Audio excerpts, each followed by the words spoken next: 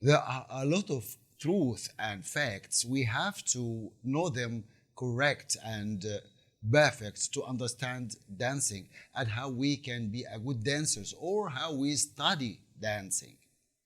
90% of us studied dancing by imitating our teachers.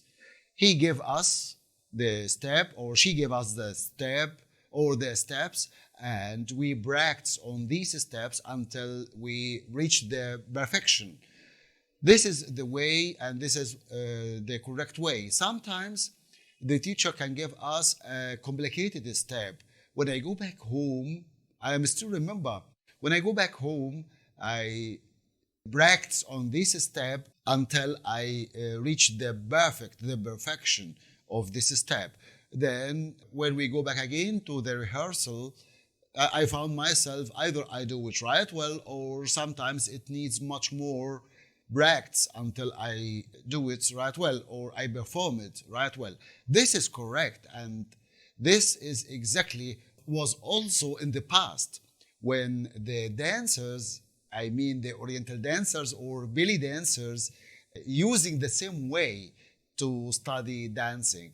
Either she going to the perfect dancer or the famous dancer asking her to teach her how she dance or perform on the stage, and step by step, day by day, she studied it well until she doing her dance steps right well on the stage. It was like this way. But sometimes some dancers also they look at the famous dancers and they started to steal some steps from them. If this step the audience love it, or if this step is the perfect step, wonderful step, so they steal it and they start to study it right well, then they're going to use it inside their dancing on the stage. It was like that since long time, and I think 99% of the Oriental dancers or belly dancers did the same also. I'm not against this point actually, as much as now we have knowledge and we have much more information we can use to be a good dancers too. But how we can reach these points or these subjects by studying dancing and what around and what behind dancing and the story of every dance. The most important point to study the folk dancing is to study its people, or the story, and also the story of their dancing. By the way, the folk dancing steps, it is type of abstract of their life or their movements and within their life.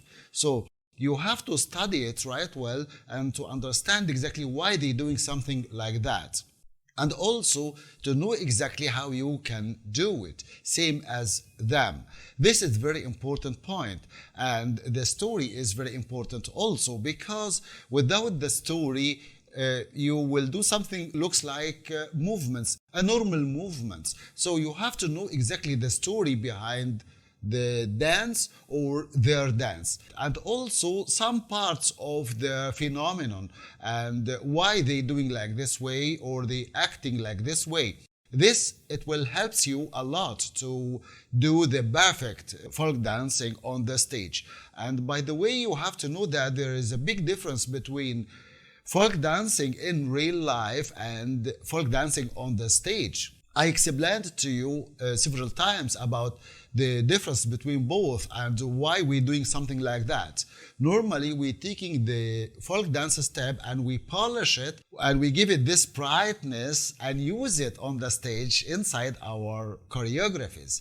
This is exactly a very important point to understand how you can create your choreography, I mean folk choreography. As I told you that when we study dancing, we imitating our teachers. Sometimes our teachers give us some steps which it is far little bit or sometimes more far from the folk dancing, which can be good, not bad. But sometimes if I am a foreigner, I create a dance step, folk dance step, which is very far from the meaning of these people or its community. So it will break my choreography. So I have to be careful and concentrate right well when I am doing my choreography of the folk dance steps. But what about Oriental dancing and belly dancing? Oriental dance choreography is collecting or gathered many different types of folk dancing in one choreography. I created them together, or I put them together for a story, a special story. This story, it belongs to me, which I created for the stage. Every one of us, when she going to dance or when he going to dance this Oriental dancing, I have to create this story which I want to explain through my body or by my body for the audience. If the audience doesn't understand what I'm doing on the stage, it will be completely different. It is not important to have a complicated story or a very easy story. Both of them I can use inside my choreography. The problem is how I do all these steps perfect or in a perfect way.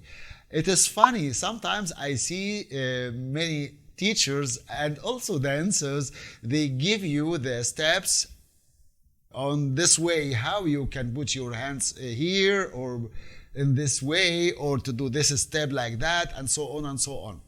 It is okay, it is perfect, but in Oriental dancing, I melt all the steps inside my choreography, which it means exactly when I'm going to dance the Hagala dance, for example, I know exactly which part of my body I use to do this lower shimmy and how I do it. Many dancers say that don't do it up and down or your hip. You don't do it up and down, but front and back, or back to the front, or from front to the back, and something like that. This way exactly belongs to the folk dancing, not the Oriental dancing. In Oriental dancing, I have the free to use the steps whatever I like by exactly the feeling or the meaning of the step, not the meaning behind the step. This is very important point you have to keep in mind. What does it mean exactly? It means I can use the Hagala dance step, for example, or onto my toes, for example, not lower by this way or by the way the Hagala do it. Inside Oriental dancing, I'm talking about Oriental dancing steps. We do something like that just to give you the feeling, the atmosphere of this part, because the Oriental dance is not only Hagala dance steps or the Hagala choreography. So for this reason, I have the opportunity to change a little bit the step, depends on the story or depends on the feeling. So I send you the feeling, I send the audience this feeling, not to tell them that I am a Hagala dancer or I am a Gawazi dancer or something like that. So keep in mind all the time that in Oriental dancing, I am melting the steps for my choreography, for my story, to do this story in a perfect way. Exactly the same also in belly dancing, because belly dancing have two or three or maybe four main dance steps. Oriental dancing have many different types of dance steps I can use, but in belly dancing, I have main dance steps, 3 or 4 main dance steps. I have to concentrate onto them and I use them all the time or most of the time, or one after one. Something in between I can use, yes, also, but these dance steps must be like this way. The fabric or the varieties of Oriental dancing is huge, is big, more than more than belly dancing, because belly dancing, as I told you, it is inside 3 or 4 dance steps. We cannot go out of them. Except some steps we can use them, but little, which it means exactly I'm using too much folk dance steps inside Oriental dancing and less in belly dancing. the most important parts of our bodies when we're going to dance or when we're going to perform the belly dancing is chest and waist of our bodies, because these are the most important parts. We using them all the time, most of the time. For this reason, I have the upper shaking or the lower shaking, which we call it shimmies. Some dancers said that upper shimmy and lower shimmy, it's okay, no problem in this. But we have to understand these parts right well when we're going to use them inside our belly dancing. Sometimes I see dancers dancing back to back or front to front, which it means exactly I am going to the front all the time during my dancing and a little bit to back. And sometimes or vice versa, back to back to back, something like that. This way of dancing, it is not perfect, or it is not the correct way when I'm going to doing belly dancing. So I have to understand exactly the parts of my body when I'm going to dance, and I have to use them in the correct way. Also, the face, very important in dancing. How can I give you the pose of my face, or where the pose of my face when I'm going to do the steps? For this reason, I can catch the atmosphere around me, which it means exactly I catch the eyes of the audience, let them with me all the time on the stage. So this is the way of belly dancing. Also, belly dancing, I show you the beautiful parts of my body and how can I move with you or using these steps. This is the belly dancing. Also the same in Oriental dancing, but in Oriental dancing I'm concentrating much more onto the dance steps, which one after one, or which one is the most important, which I have to use and something like that, or I have to explain, or how to explain this part of the music, and so on and so on. Later I will talk with you about the music also once more again and explain you much more about the music in this video. But now we are concentrating onto the way of movements on the stage for Oriental dancing and belly dancing. The belly dancing is very beautiful. In Egypt, for example, we say raqs sharqi, as you know. On both of them, I mean Oriental dancing and belly dancing, but in subconscious, we know exactly that belly dancing, it is not Oriental dancing. What does it mean? That means exactly that Oriental dancing, let me say, all dancers who dancing in front of people in a parties or on the stage, I mean theatrical stage, it is an Oriental dancing, but the belly dancing belongs to the bars or the cabaret. So this is exactly the belly dancing in cabaret or bars, which it means exactly the place have alcohol drinks, because the audience who enter these places, they don't want to see or to watch classical ballet or folk dancing. They go to these places for drink, so they need dancers can show them the beauty of their bodies, not the wow, wonderful dance steps. I'm not concentrating on her dance steps as it is wonderful dance steps, as much as I'm looking to her body and how she move, how she wake up my feeling in a lot of things like this. So this is the belly dancing when I'm going to dance inside the bars or cabaret. Here in Egypt, we know this exactly, and we call it seductive dance steps, which is completely different than Oriental dance steps.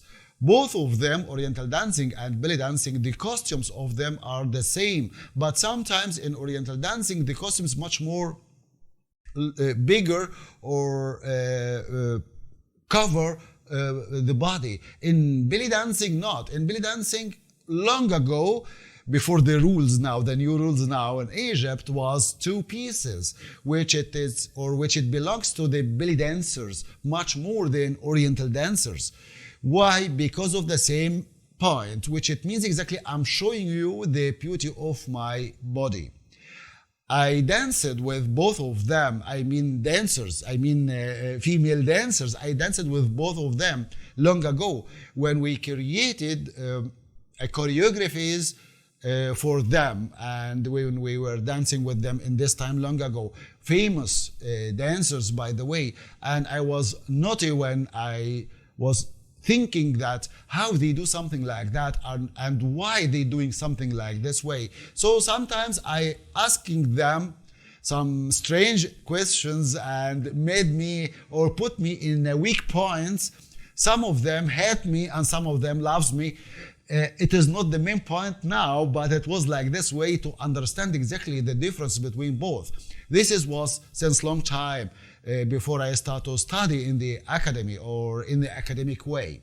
So all these experience helped me in the end to understand the difference between both, which I'm trying all the time to explain to you the difference, or this difference, which can help you exactly to know how you can do these Oriental dances or these belly dances. So be careful if you do some steps much more than the others in one of these type or forms of dance, can take you to the other one, which it means exactly you don't want to go to this one, but suddenly you find yourself in this position. Why? Because you don't know exactly the difference between both. In Egypt, we have a very funny and important, wonderful idiom talking about dancers. She looks like the crow dancing on the stair. The up neighbors didn't watch her, and the down neighbors didn't listen to her. What does it mean exactly? When she going to dance, she dancing in or out of the context, which it means exactly that she doing something nobody understood what she is doing. So people don't know what she is doing. And I mean the up neighbors, the upper neighbors, they didn't watch her, which it means they don't know exactly what she is doing. And the down neighbors didn't listen to her. That means exactly no one listened what she is doing, or what she say about the crow. That means exactly when she going to dance, she hopping when she is dancing, hopper dancer. Or let me say that, or let me explain to you, the crow, when the crow move, looks like hopping all the time on one leg. So for this reason, when she going to dance, she is hopping. So she do some strange or wrong steps. That is exactly this idiom when we call it onto the dancers. A lot of dancers in Egypt do the same. Also, not only in Egypt, but in many places all over the world. The context is very important. We have to know exactly in which place or what is the place, what type of place I'm going to dance in. For example, if I'm going to dance an Oriental dancing in bars or cabaret, I will lose. So I have to dance this type of dance, what we call it exactly belly dancing. It is the same or vice versa when I'm doing dance steps or dancing inside the theatrical play, theater. It will be completely different than I'm doing in a bars. Or if I am do the same dance steps in theater, immediately I will lose. It is exactly this, the meaning of the crow and when the crowd dancing on the stairs. I know exactly that 90% of the dancers, when they asking teachers about or choreographers about a new type of choreography they want to study, many choreographers didn't ask where you will going to perform this type of choreography. Or they asking very fast without concentrating exactly the place, the area they will going to dance in. So for this reason, they creating these types of wonderful types of choreographies, which is sometimes out of the context because they don't know exactly which area, which place. So we have to be careful when we going to create our choreographies and to study exactly the theater, the place, and everything around, which can help us a lot to create the correct choreography. The stage is very important. I have to understand the stage and I have to study the stage or the place I will going to perform in. Why? Because I have to know exactly the place I enter the stage and the place the place I go out of the stage. And I have to know exactly where my audience sit in front of me or around me. These points help me a lot through my dance choreography, especially in improvisation. I remember a few months ago I explained something about the improvisation and I gave an example with a foreign dancer or onto a foreign dancer. Suddenly, some of my friends, she was against me because I give this example about this type of improvisation perform onto a foreign dancer. Why? Because she felt that she is much more Egyptian than me, and she was against me in this point exactly. And she says that this dancer dancing out of the music. Later, I will explain you something about the music. And she started to say that the Egyptians didn't teach her or didn't taught her this way of dancing and so on and so on and so on. I believe exactly that in Egypt we have a special way of dancing, same as many places all over the world. We are not the perfect in dancing. We have a lot of dancers everywhere and a lot of communities everywhere. They are very good, perfect, yes, also. The way I have to study the stage and I have to understand how I move on the stage. We have something, we call it balance. First, I have to understand my body right well to reach this balance. Then I have to study the stage to reach also the balance of the stage. My body, when I'm dancing, or any one of us, half of her part stronger than the second half. It is normal everywhere, all over the world.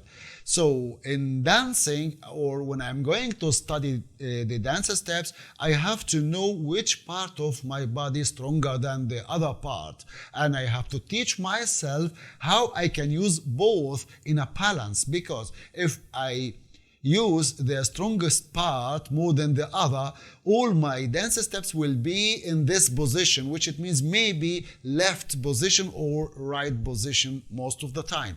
I have to be in balance to let the audience feel the balance inside their minds. This is very important. And then I have to study the stage right well to know exactly in which part I have to go, and then I go to the second part or the other part, and so on and so on. This is the balance of the stage, which help the audience to understand me and to be with me most of the time. If I go out of balance, immediately the audience's eyes will lose me or will feel that immediately I do something wrong. You have to keep in mind when you're going to dance, solo dancing or group dancers, but in solo dancing much more. You have to keep in mind that the audience judging you on the spot, and they say that you are perfect or you are bad. So you have to attract the eyes all the time, and you have to catch their attention all the time to let them exactly judging you in the correct way. Sometimes we can create a wonderful choreography, but the balance is wrong, which can let the audience feel that you are completely wrong on the stage in front of them. So this is very important point. You have to keep in mind all the time. The balance can take you to the perfection and can let the audience say that you are perfect, which can let you feel that you win. So this is another point also I love to share with you in this video. Makeup is one of the most important points I have to keep in mind all the time when I'm going to dance. I can use a very light makeup or very strong makeup, depends on what I am doing on the stage.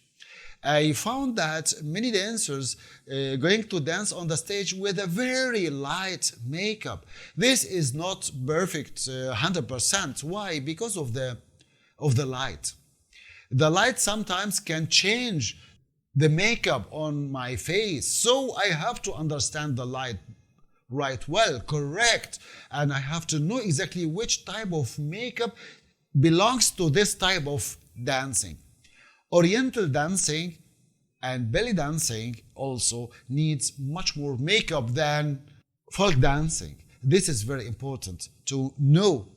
And when I'm going to dance on the stage is something different than to dance around people or beside or behind people or everywhere around, something like this. I mean in a cabaret or in a bars, because this type of stages or their type of stage is completely different than the far stage inside the theater, which people sit in front of you, which it means they are looking to you in two dimensions.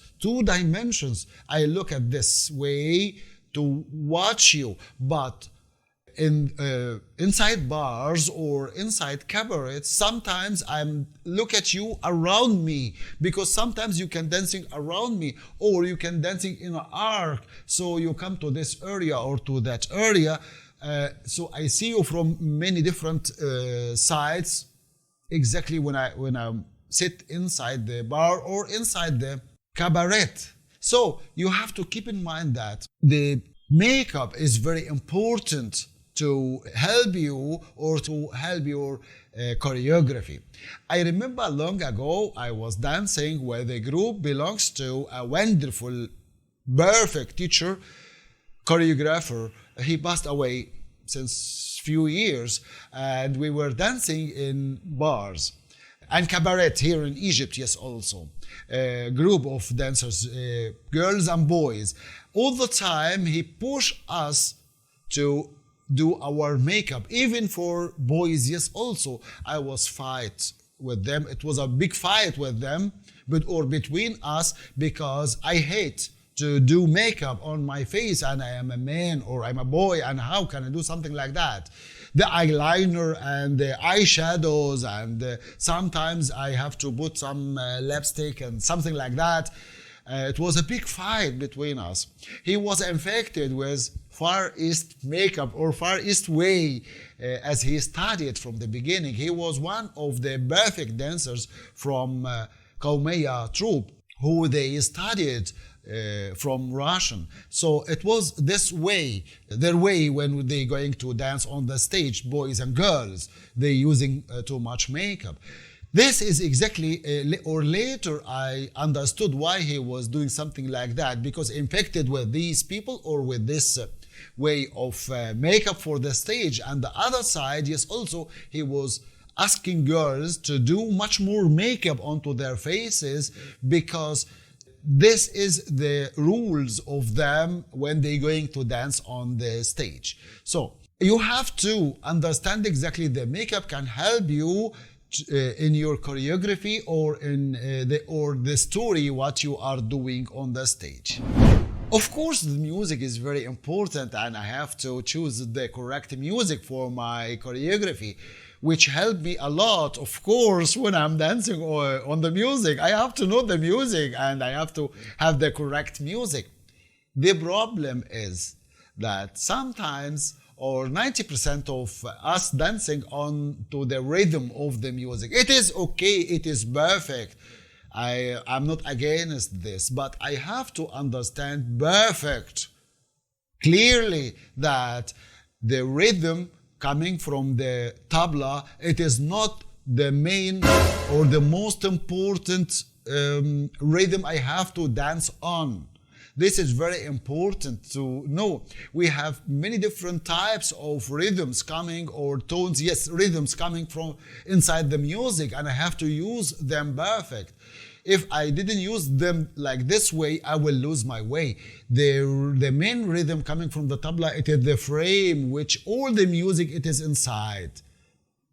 So I have to know the picture right well to understand how I use this rhythm, or the rhythms, or the rhythm which coming from the music, or the rhythm which coming from the lyrics, yes, too. and I have to know exactly how I jump from this one to the second and the third and so on and so on, or I will be a normal dancer when I'm going to dance only onto the tabla rhythm. Most of the dancers all over the world believe that the tabla player, he is the most important one, or the musical player in the band. You know, this is a big lie, because he has a loud voice. So for this reason, most of the dancers and sometimes the musicians is also think that because he is, or subconscious, because he has a loud voice, for this reason he can control all of them. It is not exactly 100% correct. Of course, he controlling them by this way, but he is not the most important one. Every one of the musicians, he is important inside the band, and I have to study them right well. I don't say that I have to study the musical instruments as much as I have to study the music. I have to understand the tones, and I have to understand exactly the maqams. Maqams are very important. Some maqams are sad maqams, so I have to move by this way. Another maqams are very happy or feel happy, so I have to move by this way. Another maqams also love maqams, lover, give me a feeling of love, so I have to move like this way. So I have to study the music by this way, and if the music I choose has also lyrics, I have to understand the lyrics to know exactly how I move, because sometimes I'm creating, or I create my dance steps onto the lyrics, the meaning of the lyrics, or I go out of the meaning inside my choreography. This is the way I'm creating my story of dancing when I'm using the music. For this reason, be careful when you're going to choose the music you will dance on. I saw some dancers dancing onto religion music, which it is completely wrong. They dancing Oriental dancing on religion music. It takes them away of what they are doing, and the people who know this exactly, they dislike to watch them dancing like this way. So be careful. Try to concentrate onto your music right well, and study this music right well, then go dance on it, or you will lose your way on the stage in front of the audience. Percussions are very important in our dancing. We can use the percussions in many different ways, or let me say to many different ways. One way can help us to explain our story, of course, such as the milaya, for example, when I'm using the milaya when I'm dancing, or the cymbals, or sometimes, yes, also the stick, and the candlestick, by the way, too. But what I'm talking about is when I'm using the percussions to attract the audience or to wake up the audience. For example, I play with the cymbals with a loud voice to let them wake up with me, or to attract them or their eyes. So I play with the cymbals to catch their attraction.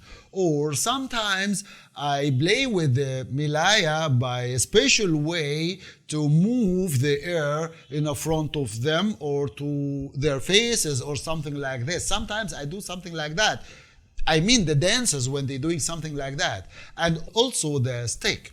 The stick, by the way, I'm creating a video about the stick dancing, of course, and the difference between the stick in Egypt, how we use them like this way, and why we are using the stick, and the story about the stick, many information about the stick. For this reason, if this is the first time watching this video, or this is the first time visiting the channel, make sure to click the subscribe button below to receive my next video. Also, please click to the like button below if you like this video, or if you like my videos, and leave your comment and questions, which I love very much to receive from you. About the percussions, very important to use them when I am teaching or when I am doing my dance steps, and I mean choreographies, and of course also when I'm teaching these percussions, or accessories. Actually, I try all the time to explain to the students why I am using these accessories and what is the meaning behind the accessories. Very important to understand this way and to use it as a percussions in my dance steps. This was my video for today, which I hope you like it, of course, and I will be waiting for your questions or your comments, and I will be waiting for you once more again in my next video, which I hope you like it. Yes, also. Thank you very much, and see you in my next video.